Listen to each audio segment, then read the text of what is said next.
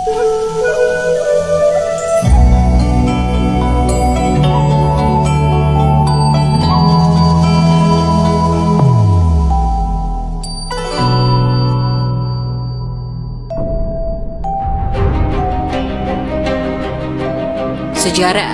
adalah salah satu topik yang membosankan saat kita tak ingin tahu, tapi berubah jadi topik yang menyenangkan saat kita benar-benar punya ketertarikan khusus akan hal itu.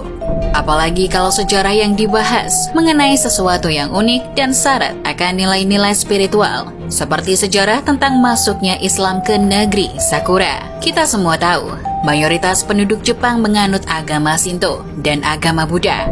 Tapi, meski jumlah penganutnya belum ada 1% dari keseluruhan penduduk Jepang, Islam di Jepang terus bertumbuh. Dan masuknya Islam ke Jepang ini terbilang unik dan menarik. Sebab, Islam masuk ke Jepang bukan karena adanya seseorang yang secara sengaja berdakwah di negeri Sakura, tetapi karena adanya permintaan dari seorang kaisar di sana yang bernama Mutsuhito. Kaisar Mutsuhito, atau dikenal sebagai Kaisar Meiji, adalah putra dari Kaisar Komei dan selirnya, Nakayama Yoshiko. Ia lahir di Kyoto, Jepang pada tanggal 3 November 1852 dan mulai berkuasa saat umur 15 tahun, yakni sejak 3 Februari 1867 sebagai Kaisar ke-122. Di masa kekuasaannya, ia dipandang sebagai kaisar yang bertanggung jawab atas kemajuan modernisasi dan pembangunan di Jepang. Di masa kekaisarannya juga, ia menjadi orang yang bertanggung jawab atas pindahnya ibu kota Jepang yang semula di Kyoto ke Edo, yang saat ini kita sebut dengan Tokyo. Pada tahun 1868,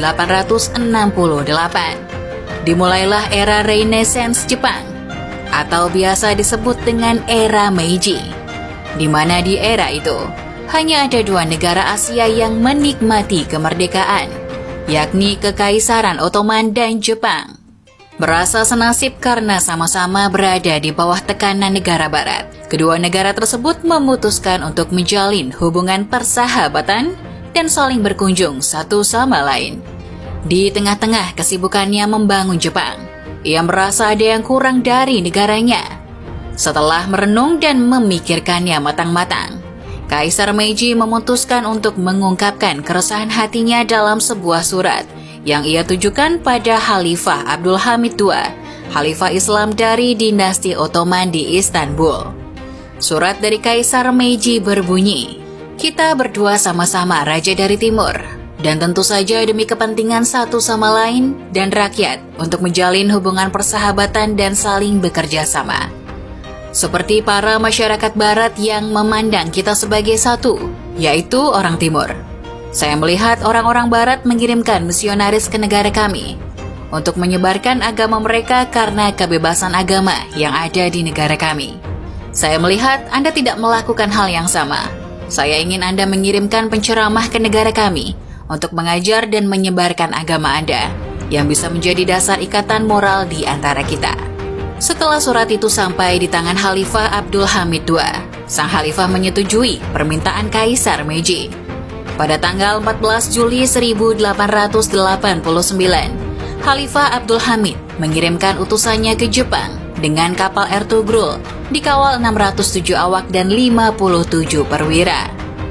Dalam pelayaran yang dipimpin langsung oleh Laksamana Usman Pasha, utusan dari Istanbul tersebut sampai di Yokohama pada tanggal 7 Juni 1890.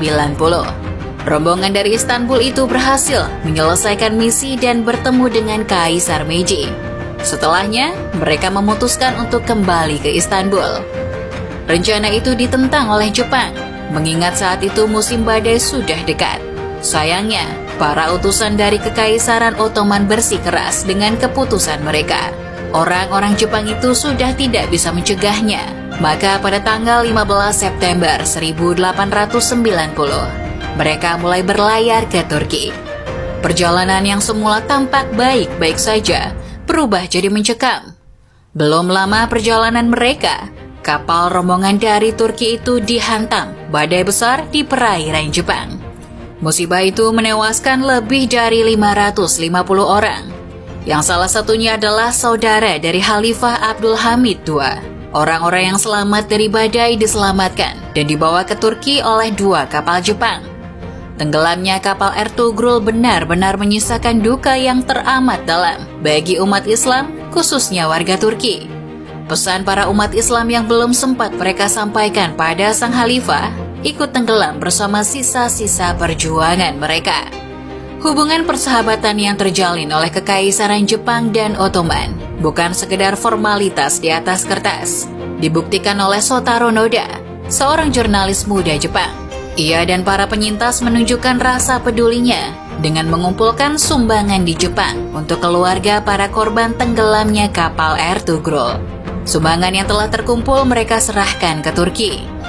Sesampainya di Turki, mereka disambut baik oleh Khalifah Abdul Hamid II. Bahkan, sang Khalifah meminta Shotaro tinggal di Turki untuk mengajari prajuritnya bahasa Jepang. Dan Shotaro menyetujuinya. Di tengah kesibukannya, ia bertemu seorang Muslim di Liverpool bernama Abdullah Gelami. Abdullah mengenalkan Islam pada Shotaro. Seiring berjalannya waktu, Shotaro Noda semakin yakin kalau Islam adalah agama kebenaran. Jurnalis muda itu memeluk Islam dan menggunakan nama Abdul Halim Noda. Dan sejarah pun mencatat Abdul Halim Noda sebagai Muslim Jepang yang pertama. Lalu pada tahun 1893, seorang pria Jepang bernama Torajiro Yamada menyerahkan sumbangan yang berhasil dikumpulkannya untuk para martir di Istanbul. Seperti Abdul Halim, Torajiro memutuskan untuk memeluk Islam. Dan ia pun resmi menjadi Muslim Jepang kedua. Ahmad Ariga menjadi orang Jepang ketiga yang memeluk Islam. Ia adalah seorang pedagang Kristen yang memilih untuk memeluk Islam gara-gara ia tertarik melihat masjid yang indah di kota Mumbai, India, tahun 1900. Unik bukan bagaimana Islam menyebar di Jepang? Meski Kaisar Meiji sendiri tetap memeluk agama Shinto.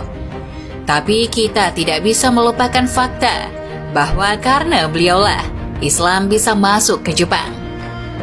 Thank you for watching.